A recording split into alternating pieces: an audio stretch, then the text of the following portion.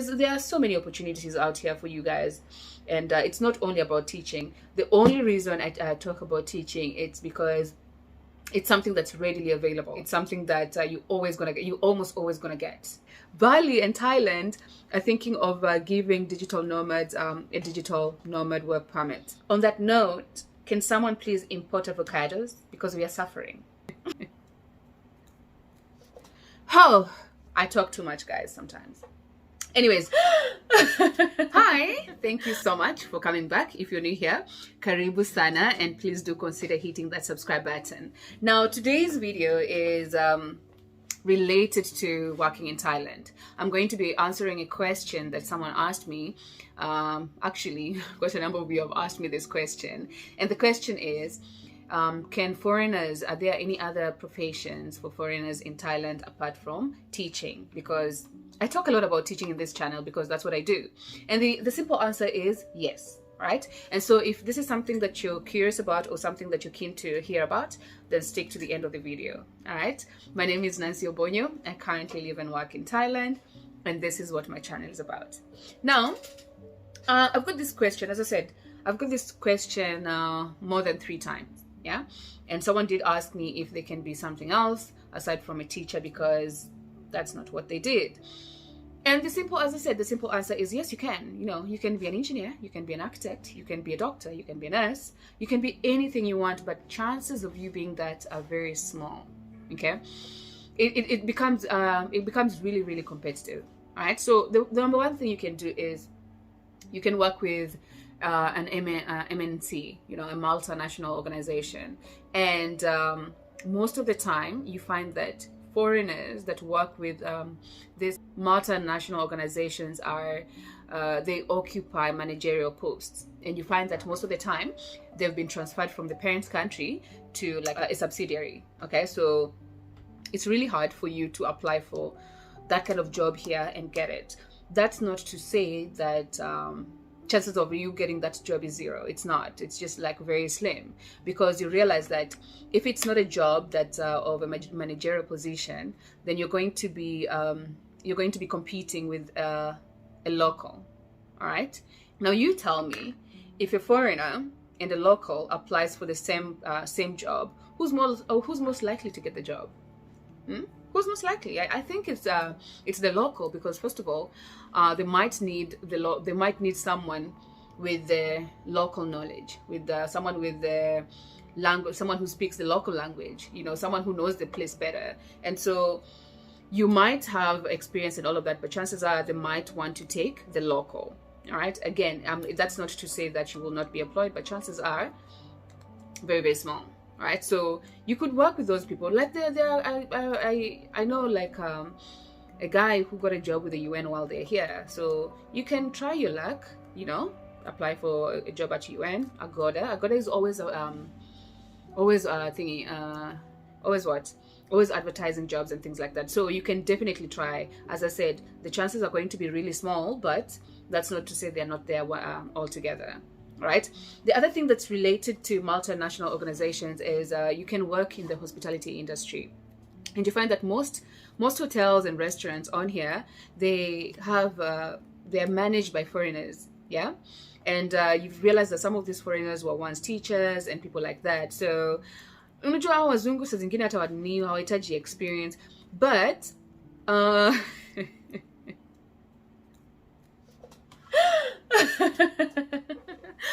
the hospitality industry, as I was saying, most of the management are always are foreigners. So this is something that you can try. Actually, a colleague of mine told me that Lebua, you know, Lebua, the really, really expensive hotel, the one where The Hangover was shot, apparently it's managed by like there's a black girl as a manager.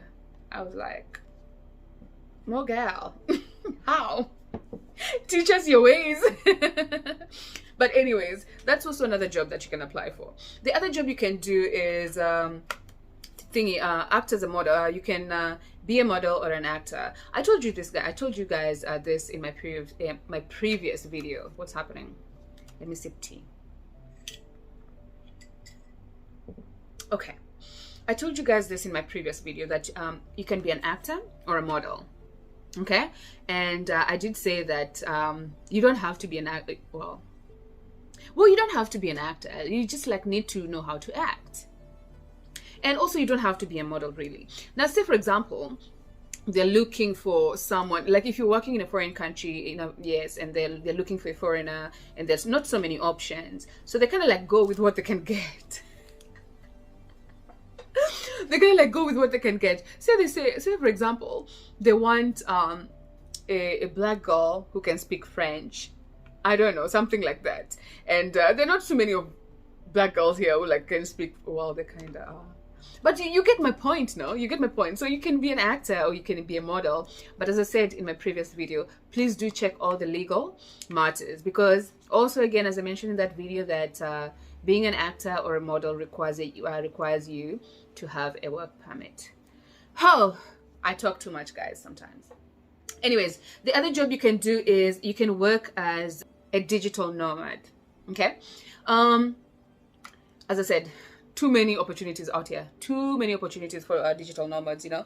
You can be a drop shipper, you can be an affiliate marketer, you can be a content creator, you can be a content writer, you can be a freelance web developer, you can be so many things, guys. Just like there are endless opportunities on the internet. And as I said, there are quite a number of people who are doing it. They're probably not doing it legally, but there's silver lining, guys. Bali and Thailand are thinking of giving digital nomads a digital nomad work permit. Okay, so now instead of like working from your room at some villa in Phuket or Bali, you can just like literally chill by the beach and do your work. All you need is your laptop and Wi-Fi, literally, and you'll be doing it freely. Yeah, so there's so many things you can do, guys. You don't necessarily have to be a teacher, you just have to be smart about it. Okay, the other thing is, if you are an artist, you can work as an artist. So for example, you have a voice of an angel. Guys, the other day I had my earphones on and then I was singing, and then I like took one of them off. I don't know, it dropped, and then I heard myself sing, guys. Anyways, so if you're someone who sings, you can always get singing gigs. Okay, the restaurants and the hotels on here, sometimes they employ people to do live bands and things like that, so those also pay. If you're someone who paints, if you're someone who draws, if you're someone like, if you're some sort of like an instructor, you can always get a job here. So for example, you like a yoga guru, you can be a yoga teacher, you know. If you're like a fitness rabbit bunny, a fitness rabbit, if you're a fitness bunny, is it bunny? If you're a fitness person, yeah, if you're a fitness person, you can be an instructor at a gym somewhere, or you can work on a freelance basis, such that you do your own thing, you know. Also, the other thing is, like, if you're just someone who's craftful, you can always do stuff and like earn an income from that, you know. The other thing that's related to that is you can have a business. Okay, you can have a Thai-based business where you import and export stuff. So you can export stuff from Thailand, you take it to your home country, or you even like supply things worldwide. Or you can import stuff from your country that Thailand doesn't have and bring it here. On that note, can someone please import avocados? Because we are suffering. We are really suffering, guys. Can someone please import avocados? Anyways, that's another thing you can do. Again, aside from that, the other thing that I mentioned in the other video is you can own a private label company.